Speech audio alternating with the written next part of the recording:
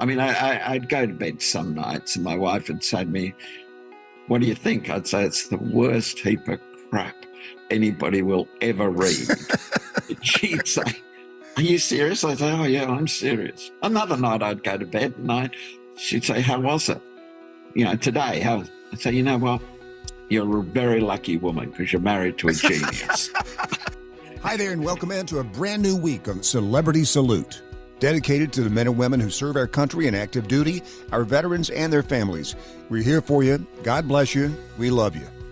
On each episode, we look for people and stories with some connection to these heroes. I'm Randy Miller. Welcome back to the National Defense. It's Randy Miller. You know, sometimes I do an interview for you. Sometimes I do the interview for a group. Sometimes this interview is for me because I'm such a fan of this guy. And it's just such a pleasure to welcome Terry Hayes to the program, international best-selling author and screenwriter and so many other things. Terry, welcome to the program. Oh, thank you, Randy. Sounds impressive when you say it. I wish my kids agreed with you.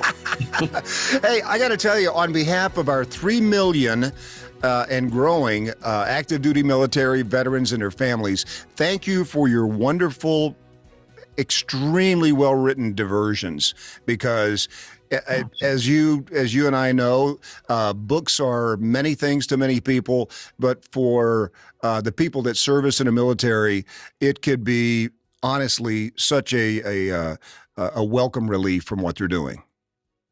Yeah, well, thank you very, very much for that. And I've had the opportunity to talk to lots of veterans as I've been, going on publicity tours for the various books and that. And it's a bit, I think there's a lot of downtime. Yeah, right. Yes. Yeah. Oh, well, that too. Yeah. And if I can help pass the downtime, then, it's terrific. And it's a huge compliment that it makes it worthwhile. All the long hours sitting in front of the screen, typing away. Right. Well, your books, I Am Pilgrim and The Year of the Locust. Let me just start by telling you my Terry Hayes journey. So I love spy thrillers, and I thought I had read some really, really good ones. And I walk into my library one day, and I'm just looking for a read. I'm just a guy looking for a read. And so I see your book, I Am Pilgrim, and I thought it was a coffee table. It was so big, but it was 600 pages, and I'm thinking, man, that's am I going to tackle that? But I start kind of perusing the book, and it sounds interesting. And I thought, oh, okay, I've told everybody that will listen to me, it is the best book I have ever read in my life. It is the best book I have ever read in my life, and how long did it take you to write that book? I mean, the amount of research alone that from every other industry and category, how long did it take you, Terry? Well, firstly, I don't know if it's the best book you've ever read. It's the best book I've ever read. Well, thank you so much for that. It's one of the problems with being a writer is that you have to compete not just against the movies that are out that year, like when you're doing screenplays, or, you're not competing against last year's bestseller. One of the problems with writing books is you're competing against Hemingway, you're competing against Tolstoy and on and on and on, And, so that's one of the disadvantages of it. So when I went into writing Pilgrim, I had one ambition. It was, I'd had a long career in movies and before that in journalism and that. And I thought it's going to be the best book that I could possibly write. I don't know if it'll be any good, but it will certainly be the best that I could do. So I wasn't too concerned about the time. I was concerned about earning money for myself and the family, but I didn't have this feeling, I've got to write a book in a year, or I've got to write a book in 2 years. So my criteria was I've got to write a book that can stand with what I think are, books that I admire. So it took 7 years to write it, but during that time, I had to earn other money, so I was writing screenplays at the same time. So I would stop the book. I wrote a a movie for Jerry Bruckheimer. I'd write some more of the book. I wrote a screenplay for MGM. So it was sort of like muddled up like that. And it wasn't until Pilgrim came out, and I had no expectation. I mean, I'd go to bed some nights and my wife would say to me, "What do you think?" I'd say, "It's the worst heap of crap anybody will ever read." She'd say, "Are you serious?" I'd say, "Oh, yeah, I'm serious." Another night I'd go to bed and she'd say, "How was it? Today, how?" I'd say, "You know what? You're a very lucky woman because you're married to a genius." I think, Randy, the truth lies somewhere between those two Right, things. right. And well, but the point was, I had no clear idea of whether the book would find an audience or not. So, I just did the best job I could. And that was the same with Locust. Yeah. That's the same. The publishing industry wants you to write a book every year or 2 years, right. And then they market your name and all of that. We've had my feeling was that that's their business plan, not mine. Right. And, The Year of the Locust is the second best book I've ever read because I just finished that. And, we've had James Patterson on the show many times, and it's tough to even keep up with that guy. I mean, he writes, I don't know if he probably wrote 3 books today, so, I mean, to find somebody with the thoughtfulness and the research and the word play. And I mean, I want to read just a couple of quotes from I Am Pilgrim, because every time I would find one of these, Terry, I would go to my wife and I go, "You listen to this, listen to this. If you want to be free, all you have to do is let go." That's in there. You can kill a thinker, but you can't kill the thought. If the shit is up to your neck, whatever you do, don't make waves. Yes. I mean, it's poetry. It's poetry. And that was the other thing that impressed me so much with your writing is there aren't any lazy sentences in the entire book. And I just want you to know, for one, how appreciative I am of that. Well, thank you. Yeah. I think it's a combination of two things. One is, I have to tell a million small truths to make the readers believe the one big lie. and the big lie is that there's this intelligence agent, there's this spy who's going to save us all from some terrible thing. Right. I keep in mind when I'm writing, a lot of people who are members of your audience, people that know a lot about things that I've had no firsthand experience of. And, weaponry, tactics, strategy, life in the military, or life in a huge bureaucracy, whether it's, a military organization or an intelligence organization, many, many things. I know that when I write something, and one of your listeners is reading it and saying, "Well, that's crap." That's not true. Right. Everybody knows that magazine doesn't load into that weapon that way. Right. But then I've lost them for the one big lie that I need them to believe. So I spend my life in constant fear that I'm going to make one of these mistakes and lose some of my readership. And of course, it's been made worse by Google. There was a guy who I met in America. I was doing, all the publicity and doing all of those things for Locust. And he came up to me and he had a copy of Pilgrim. And he said, "Would you mind signing this for me?" I said, "No, of course not." And I said, "But what are all these little Post-it notes?" Like there would have been 400 of them. And I said, "What are these?" And they were all color-coded. He said, well, whenever I read a book like yours, I've got Google open next to me. He said, and I check to see if you're lying to me or is it true. Well, Randy, I started to get a bit worried. I don't know if this is normal. But I said to him, "Well, how'd I go?" He said, "Really good." Really, Yeah. really good. Yeah. I said, what do you think? 100%? He said, oh, God, no. He said, but over 90, he said, and that's one of the best that I've ever done. Wow. So, there's people out there, who there are people who say to me, oh, the book's too long.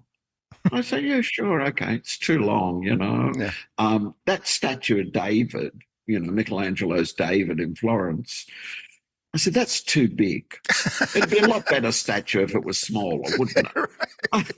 He said, it is what it is. Right. Right. If it's long, yeah, it's long. That's not the question. The question is it boring? Oh. Now, you and I have read lots and lots of books at 120 pages, and it felt like 1,000. Right. I've read books of 800 pages and felt like I never wanted it to end. So it's that combination of the research and always bearing in mind that you've got to keep the reader engaged. You've got to use words. You've got to say to the reader, if you want to be free, all you have to do is let go. Because that makes people think. Right. Right. And think, I'm in a bad marriage. Well, maybe all I got to do is let go. I mean, I've got 4 kids. You get to a point, as most parents know, if you want to be free, you just got to let go. So right. It's trying to use all of those things to engage your reader. And when you say it's like poetry, that's a huge compliment. Well, you listen, I've got a couple of kids too, and I know that if you want to be free, you got to let go of your wallet. yeah. One of my daughters is an equestrian rider. Oh, you're right up my alley. Sorry? I'm married to a horse trainer. There you go. So I'm not telling you anything new. My advice to all parents when they say to you about having 4 kids and they're all teenagers, at the same time, they say, have you got any advice? I say, yeah, never let them see a horse. Yeah. Because you'll be poor for the rest of your life. Or as I always tell my friends, you can either have horses or money. You can't have both. That's for sure. For sure. We're talking to Terry Hayes, international bestseller here on the National Defense. Of course, I Am Pilgrim and The Year of the Locust, and just the imagery. And I know that there has been a lot of talk throughout the years about a film based on I Am Pilgrim, and I keep reading different things that it might happen this year. Any kind of an update on that? Yeah. The update is I'm not allowed to talk about it, but because your 3 million listeners can all be trusted, because they're involved in the military, I can say yes. I think it's all come together. That's great. It's a typical Hollywood story. Pilgrim comes out. It gets, well reviewed, thank God, and it sells very well. So I'm a happy little camper. But I've made movies for many, many years, so I knew what the next step was. And MGM, which was at that stage run by 2 very dear friends of mine, I didn't put any pressure on them. That's a miserable existence, to be ringing up friends saying, "Hey, do you want to buy my book?" Right. You lose a friend when they say no. I didn't do any of that, but they knew of it and they read it, and MGM bought it. They bought it for a couple of $1 million, so that was great. Paid for a year of horses, as far as I can work out. But so it was a very, very good deal for me and for them, and they were very excited about it because obviously Pilgrim would make a spy franchise, something along the lines of Bourne movies or whatever. Right. But then, of course, it's Hollywood, so my 2 friends get fired. So another guy I know very well came in and he called me and he said, "It's on the fast track. Don't worry about it, Terry. We're going to make it." Then, of course, he got fired. Another group of people came in who I didn't know as well. And they were not very nice people. And But they rang and told me it's on the fast track. Don't worry about it. And they got fired when Amazon took it over, and when they took the studio, MGM. So that was where it was. But many years had gone by, and the rights were going to run out. And so I had a very difficult decision to make, whether to take even some more money and leave it with MGM or allow the rights to come back to me. So the rights come back to me in another 6 weeks. And don't tell anybody. This is confidential. Yes, this is not. This okay? Is not. This never see the light of day. So then I will be able to find a home for it. I'm experienced as not only as a screenwriter but as a film producer. And sure, over the years, there's been many people very interested in making Pilgrim, both actors and directors and film studios, because I think they see the potential in this franchise. So I, at last, after all these years, get the project back to me and get to exercise my judgment in who I think should make it and how it should be made. And that is sensational news on so many different levels, because and I'm glad that you are taking ownership of that, because who better to shepherd this project into what you want it to be and a true representation of the book itself. And you talk about your screenwriting. I mean, you did Mad Max, you did the sequel, and I read somewhere. Now you're living in Lisbon, Portugal now, but did you also live in Hollywood for a time? Oh yeah. I'm married to an American. Then that leads to a lot of problems. Yeah. She's a wonderful but did they come to you and ask you to do another version of Planet of the Apes? Yes, I did, with Oliver Stone. Oliver was he was really he's a great writer, very fine director.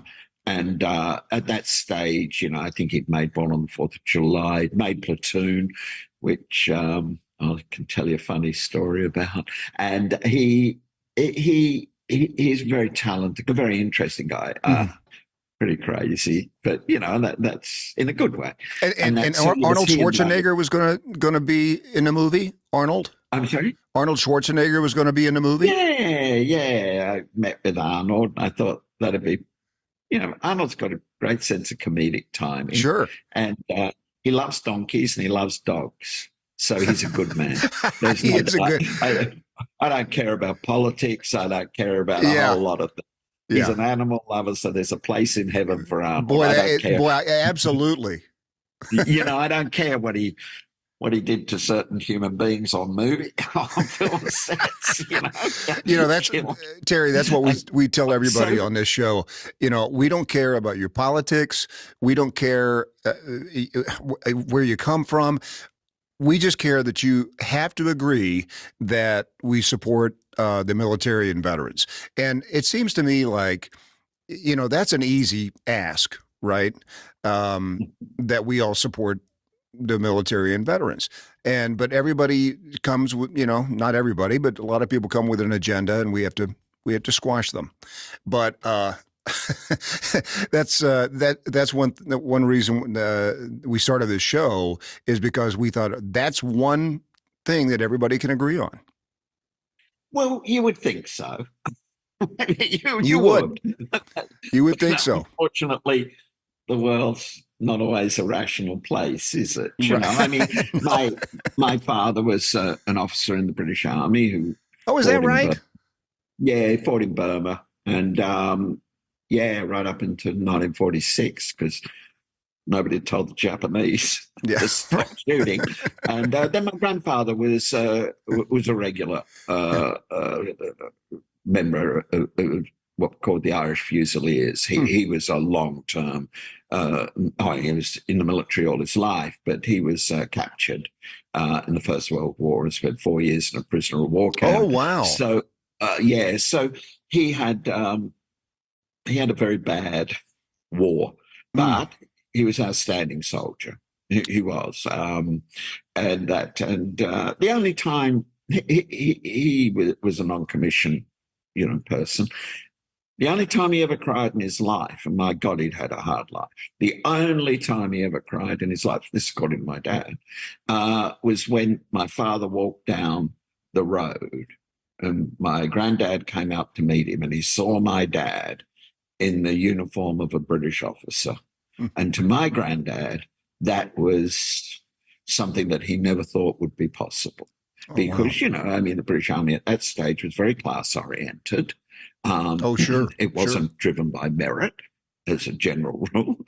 And my father had somehow transcended all of that, probably because of the huge losses that the British Army had. I don't know, but somehow he had transcended that. And so he became captain and fought in Burma, which was no fun, and never talked to me about it. I was just going to say, we hear those stories all the time about, whether it's World War I or two or any kind of conflict, probably any kind of conflict up to Vietnam, where the men who served really didn't discuss it much with their families. And it's only a lot of times in later years that you'll hear the stories and hear them to recount that. But that's pretty typical. Yeah. Dad did say to me he had never seen a Japanese person in his life. One of them was trying to kill him. That was his It's not a great time to see one. Sorry? It's not a great time to see one. No, that's what he felt. And he was, he married my mum 3 days before he embarked, and he was 19, and he married my mum, and he didn't see her for, I think, 3 years. Oh, wow. And she was at least 2 years, and she was every day. She said it was an agony because the post-delivery guy would come around. You sure? And you prayed that he wouldn't stop at your door with a telegram. Yeah. She said so. It was a terrible thing, but that was my childhood. Sure. Both for my brother and I of knowing that was the background to the family. So I think they were fortunate that Dad and my granddad fought in wars where there was no moral doubt about what you should do. And as you said, leading up to Vietnam, sure, where it became a much different situation. Right. And Australia was, of course, involved. I mean, Australian troops fought in Vietnam on the side, of course, of the United States. And we had the same experience in Australia of it being a morally, disputed war. Sure, absolutely. My dad and granddad, there was no doubt. Right. This was what you did. And so there's a clarity to their lives that maybe to some extent we've lost now, Yeah, I totally agree. We're talking to Terry Hayes here in the National Defense. His books, of course, they're gigantic. I Am Pilgrim and The Year of the Locust. So you're born in Sussex, England, moved to Australia, and spent some time in Hollywood, and end up in Lisbon, Portugal. What is it about Lisbon that we're missing? It's good weather. Is that right? Is it great weather? Yeah, very very similar to Australia. Funnily enough, they think the beaches are great, but then they've never surfed in Australia, have they? So what would they know? What would they know? It's easily accessible to the rest of Europe, where my kids are at the moment. But what happened was that I was in England. We'd lived in England before, and my two boys are 17 and 19 now, but they're very, very good sportsmen. They're very good cricketers, which is not known well in America, but in Australia it's like a religion, and they were very good. And so they wanted to go to school in England. And they found a school which is outstanding for cricket. So, of course, I say to them, well, what's it like academically? And they said, what? I said, well, what's it like academically? What are the college admissions like for me? I said, why would you ask a question like that? Who cares? We don't care. Well, Dad cared. So anyway, I went over to England to look at the school and look for a place for us to live and what have you. And, you know, Chris and I, and my wife and I had lived there before. And so it was not too, you know, challenging for us. Yeah. Except that whilst I'm in England doing that, COVID starts. And I thought, you know what? If this gets bad, I'm not going to be in England for it. Not with their weather. And the English are very nice, but somewhat chaotic. And my wife said, well, what are you going to do? And I said, I think I'll get an apartment in Lisbon and I'll sit it out in Lisbon. He said, why? For the reason I just gave you. The weather's nice, there's beaches, the food's good, people are friendly. She said, have you ever been to Lisbon? I said, no. She said, you are out of your mind. You'd never been to Lisbon? No, I'd never been there. But anyway, I got on a plane. I came over and had a look. And I thought, yeah, this is all right. This is okay. Yeah, I could live here. Oh, that's funny. At least for a while. That's until funny. All this COVID stuff settles down. So I got an apartment. They gave me residency in 3 days. I got an apartment.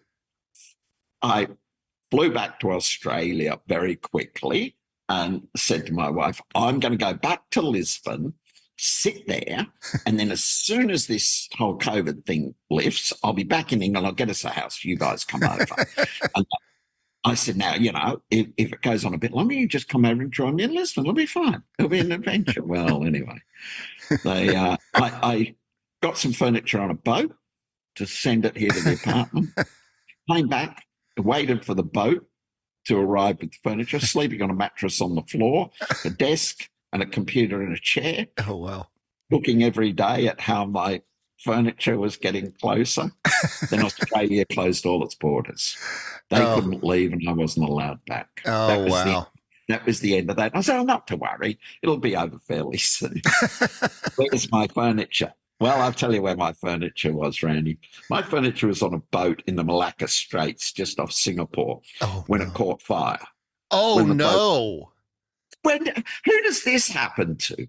Honestly, who's ever had their container of furniture on a boat that's caught fire? Well, me. That sounds like a book. Well, that's what I started to think. I thought, I'm going to be living on this mattress on the floor for the rest of my life. And so COVID got worse. They couldn't leave. I couldn't go back. The furniture finally got transferred to another boat and sent up to Rotterdam, and then from Rotterdam on another boat down here. And the ports in Lisbon were all closed because they couldn't get anybody to unload the boats because of COVID. Oh, wow. So I finally got the furniture. 2.5 years later, the family and I were reunited. It took 2.5 years. Wow. And I went out to Lisbon Airport to meet them. And this is when your listeners will realize, don't buy his book because he's completely useless. I went out to Lisbon Airport to meet them, and I missed them at the airport. They got off the plane and they came through customs. And when you come through customs and immigration at Lisbon Airport, you come through these doors and you can go left or right. I knew that they would turn right. I knew it. I knew they went left. And they called me saying, where are you? 2.5 years. So it was a disaster. What's another day? Yeah, that's What's another right. day? And, you know, I came to like Lisbon very, very much. And so we split our time between here and most of the kids, two of the kids are up in Amsterdam. So we spend our time between here and there. And I'm just a gypsy. That's cool. I like traveling and I like new things. Wow. You know what, though? That sounds exactly like something I would do. And your wife's reaction would be my wife's reaction. I'm more of the jump off the side of the ship, and she's more of the don't get on the ship. and that kind of a mentality there. But we're talking to Terry Hayes here in the National Defense. The current book, The Year of the Locust, also so outstanding, and you've answered every question in the book for me except for one. And I'm going to try to couch this so it doesn't give anything away. But when the crew of the submarine, when this ragtag crew they assemble to go back, does this crew know what's going to happen to them since it happened to the last crew? No, because we've got to be very careful. I know. I don't want to look for people. I know. But no, okay. they don't. Our hero has he has an understanding of it. Yes. But no, the others don't. And so, of course, he goes back in horrendous circumstances. Yes, right. Because he has information that is incredibly important to avoiding a cataclysmic event, and that so he has no choice. Sure, right. To go back, at least within his sort of framework of his beliefs, and because of it, he has a family and that, so he feels like he has to do his duty. But I sort of thought that was interesting because I thought the whole situation was interesting because fascinating. For him, it's duty. There's no question for him, it's duty. But I think, as most of us understand, a lot of people don't get that choice. They get shoehorned into a situation, in extreme circumstances, especially circumstances of conflict or war. They get shoehorned in, that they don't get the choice so much to understand, well, this is my duty to go. They're just told, and they do it, which God bless them for that. But so it was, for him, it was a terrible decision because he had a clear idea that he would probably die going back. Right. And that to me has always been, we read a lot of times about people doing heroic things, and I don't want to take anything away from them. I've never done anything heroic in my life, so I'm not the person to say this, but there is a level of heroism which is, brings tears to my eyes, and that is when men or women know that what they are about to do is probably going to cost them their lives, and they do it anyway. That to me is real courage. Well, that's when you see what a man or woman is really made of. That's right. That's exactly right. I loved him for that. Yeah. Well, so did I. And then as I was pondering that question about the crew, I thought, are those the real heroes? But you've answered my question now, so I appreciate that. Funnily enough, I think, again, without giving too much away, the real hero is his wife. Yes, absolutely, and it's but that's the kind of book that this is, and that I Am Pilgrim is that you don't read it and put it down and go about your business. You read it and you think about it and you wonder about it and you talk about it and you nag your wife about it. I mean, there's just so it's an experience, I think, and I'm sure you've heard that before. Yeah, it's an interesting thing because that's what I aim to do. Sure. And the way that I explain it, at least to myself, is that there are movies that you see. If we just talk of movies, there are movies that you see that you enjoy, and then you forget about. Right. And there are movies that you see that cling to your bones, that for somehow you remember them years afterwards. And, I'm of a certain age, so I can remember farther back. But, first time I saw Alien with that chest buster. Right. I can remember that movie all these decades later. When I saw Blade Runner, I thought, my God, what an achievement. The Right. first Godfather. Right. These are movies that stick to your bones. People tell me, and I can't say this myself, but people tell me that Road Warrior did that for them. That they watch Mad Max 2 and it stuck with them. Absolutely. And I'm surprised. I go to sign copies of my books. I meet lots and lots of people.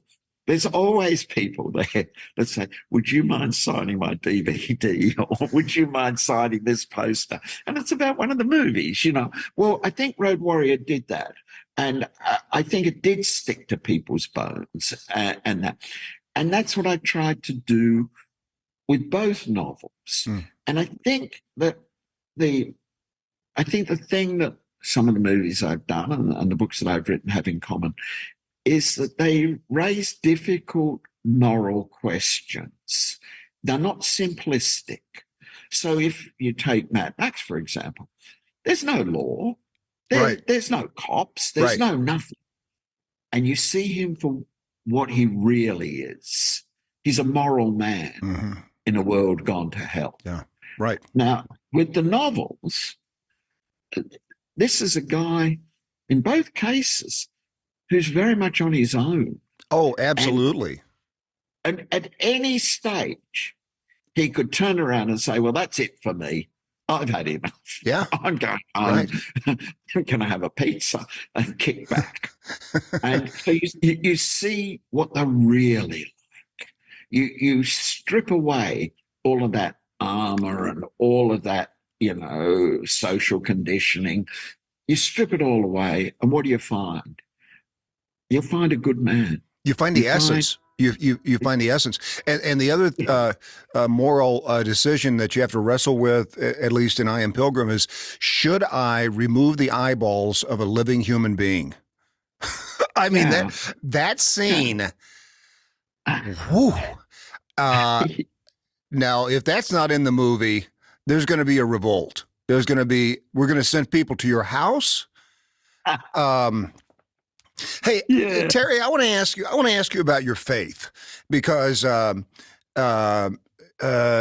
purposefully or not, throughout both books, that theme kind of resonated with me, that this and not that the characters talk about faith a lot, but kind of explain kind of where that faith theme lies in your books and in your life. Yeah, I'm pretty big on faith. I'm just not so good on organized religion, It's some terrible things have been done in the name of religion. On both, not just Christianity. Oh, right. Islam. Oh, right. Oh, absolutely. Absolutely. Well, and you talk about the Muslim community a lot in both books, but yes. I just had that sense about you, that here's a guy that is pretty much at peace with himself, and he can explore all of these different avenues and themes of faith. Yeah. It's been a lifelong interest of mine to at least explore things, to try to come to some sort of moral underpinning to your life. We hear a lot of discussion about Christianity and should we do this or should we do that, and yada yada yada. But how can anybody be critical of a belief system, Christianity in this case, which is based on compassion and love? Right. I mean, we can argue for the rest of our lives about things that the church has done, but it's pretty hard to argue against somebody who showed the way to a better way of living. Right. And I think it's easy to forget that before the birth of Christ, the highest point of civilization was dominated or was formed by some people who thought it was a good idea to put galley slaves in boats and chuck people to the lions in the Colosseum. And we call that civilization. Right. Well, Christ's teachings were that there was a new way, a different way. And, if you look at the Vikings, the Vikings were appalling people who did dreadful things to anybody that they conquered or fought. And then they adopted Christianity. Yeah. And everything changed. And that, so I'm a huge fan of anything that promotes, decency and love and compassion and that. So I would find it impossible to have any argument with that faith. Mm-hmm. And I can have an argument with paedophile priests and a pope that collaborated with the Nazis. I can have a lot of arguments about that, but that's not the faith. No, that's our construction around the faith. Right. So it became very clear to me that my characters would have to share at least that aspect of my life. Well said. Well said. That was the only way I wanted to write. And I'm so glad.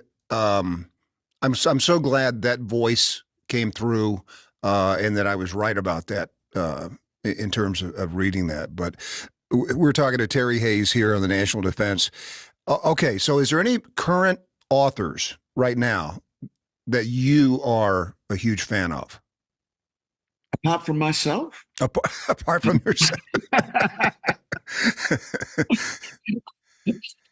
I got to tell you a funny story. So I'm also a big fan of John Grisham. Yeah, I met John. Did you? A few months ago, yeah. Yeah, a great guy. Great guy. My daughter is a snob, so she mocks me for that. But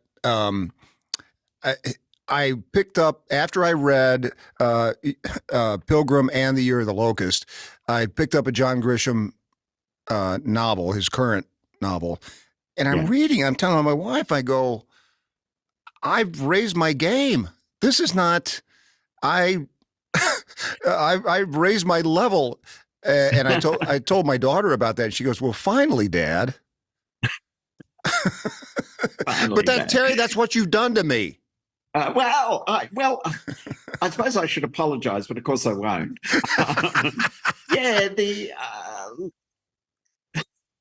It's very, very hard for me to read current books of a similar genre to that which I work in, because I rewrite them as I go. Right, sure. I can't say I improve them. I would never say that. But I do think, I wouldn't have done that. I'm not sure that's a good, I can see where that's going. Yeah, right.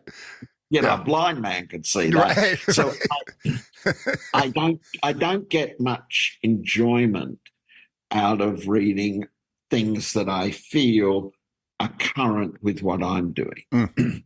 So what I tend to do is I'm writing Pilgrim 2 at the moment. That's what I'm doing. I'm writing I Am Pilgrim 2 and that. So what I tend to do is this is awful, I shouldn't admit this. I either read books that I know are not very good, so that I think, well, at least I'm better than so-and-so. Or I read things that I know are really fantastic, but are not in my genre. Right. So I will sit down and read, for example, say, The Great Gatsby, because I figure those last few pages of Gatsby are pretty fantastic. I'll read Hemingway because, that Spanish Civil War and my neighbors here, I think it's quite wonderfully written. Last night I read The Guns of Navarone. Oh, wow. Because that was a really good movie. Yes. Back in the day, Gregory Peck. I mean, we're going back a long way, but it was a very good movie. And I was interested because I thought there's something in the start of my new novel that has got a similarity to Navarone, and I wanted to see if I was subconsciously stealing it. I was amazed because the genre has changed so much. Oh yeah. That action adventure books or thrillers or that have changed so much. And he's Alistair MacLean that wrote it is dead now, so I can say this. I didn't think it was particularly well written, but I thought it was a really good story. Yeah. I mean, I got through to the end of it, and lo and behold, I thought, oh, I wonder what he thought of it, and he did an interview which I read, which was great. He said, I don't think I'm much of a writer. He said, I don't, but I think I'm a very good storyteller. And I thought, God, you got that right. Yeah. You really did. And there was a simplicity, a directness to that particular book, which was really good. So I went back and looked at my own work and I said, okay, how direct am I? Am I laying out my wares on the table, making it with absolute clarity what we're trying to do here? And then, so I got something out of it. So Pilgrim 2, you got a deadline for that, right? Yeah. They've got a deadline. So not another 7 years. No. They're real bastards, Randy. They really are. These publishers. So they said to me, "Do you want a fair amount of money to write Pilgrim 2?" I said, "Oh yeah, that'd be good. That's nice." They said, "Yeah, well, we'll give it to you." This is the paraphrased version, and they said, "Yeah, we'll give it to you, but it's just every 6 months you're late, you have to give us back this amount of money." Okay. So now I've got a financial incentive to finish the book, and so it's a question of, do I want to eat or do I want to take my time? So that's I think funny. I'll be electing to eat, and so that's what they did. So that's good. I've got a very, very good story. I'm really happy that I've got the story. The writing of it's going to be tough. That's tough every day. Do a page a day, and you never think you're getting any farther. You never think you're advancing, and then you look around, and you think, oh well, I've got 100 pages, and they're not all bad, and that's but it's a really good story, and it doesn't involve terrorists. Thank God, I've had enough of terrorists. I'm done with them. You're done with, is a really wonderful. You're out of the terrorism game. Yeah, I'm out of that. Okay. Yeah, I've done my bit. My youngest son, when he read Pilgrim, he's really quite young, and it worried him a lot. And he said to me, "Dad, you really think there'll be a smallpox attack on the Western world?" I said, "Yeah, I do." I said that I think that it's not a matter of if. I think that the technology is moving so fast that the virus can be recreated quite easily. And he said, "Oh, but aren't you scared?" I said, "No." He said, "Why not?" I said, "Well, I did my bit." Yeah. I said, "I warned everybody. There's nothing more I can do. It's not on me." Well, yeah. Just on that note, though, Terry, I when I got to a couple of those parts where you're laying out specific details, I told my wife, I go, why? Somebody's going to pick this up. Somebody's going to look at this as a manual. Yep. And that's why I never used the simpler method to do it. There is a simpler way to do it. And I know that. I knew that. But I also got an email just after the book came out from a guy who was a microbiologist at Fort Doom, the US bioweapons, facility. And they've got anthrax tower. Sure. They've got this, they've got that, and they've got smallpox. And he said to me, "I'm really glad you wrote the book." He said, "Some of us have been trying to draw attention to this for years, and nobody listens." Wow. He said, and then he said, "But you may find it interesting to know that there's a much easier way to recreate smallpox." So I emailed him back and I said, "Yeah, but we're not going to talk about that, are we?" And that. So yes, it can be done. and that, and yeah, I feel like a lot of the technology in the Year of the Locust is just over the horizon. Definitely, super stealth is being worked on by everybody in the world. All the major powers of the world. That's true. Will you be able to cloak things on the battlefield? Yeah, I believe that will really come, and so I'm interested in all of that. With Pilgrim 2, I've got a fantastic assassination plot. And I'm really excited by that. And lots of inventive ways of killing people. Nothing quite as good as removing the eyeballs, but close. Right. And of course, in Locust, there is a crucifixion scene, which is pretty confronting. So I've got to match my game on Pilgrim 2. That's got to be. I can tell you're enjoying what you're doing, and that you're passionate about it. You're curious. You're thoughtful. I mean, you're producing such good work, and I can't wait to read Pilgrim 2. I can't wait to see the movie. Terry, I can't tell you how much I appreciate your time, man. This has been fantastic. Well, thank you. It's been real fun. Yeah, look, it's great getting the opportunity through through your sort of medium to talk to a wide range of people, and that I'm blessed. I'm blessed. I was 5 years old when I decided I wanted to be a writer. That's great. And of course, you're a kid, so anything's possible. Well, the next time I'm in Lisbon, I would love to meet and have a glass of wine. And are the Portuguese wines any good? No. Only the Portuguese think so. No, but we're very close to France. Oh, that's true. That's true. Terry, thank you so much. It's been such a pleasure. Thank you, Randy. Thank you for your time. Thank you for your interest and for your flattery. Thank you. So good. We'll be right back here on the National Defense. You've been listening to Celebrity Salute. Celebrity Salute is produced by Brainstorm Media and distributed by National Defense Network, with host Randy Miller and executive produced by Nate Herron. Be sure to visit us at nationaldefensenetwork.com.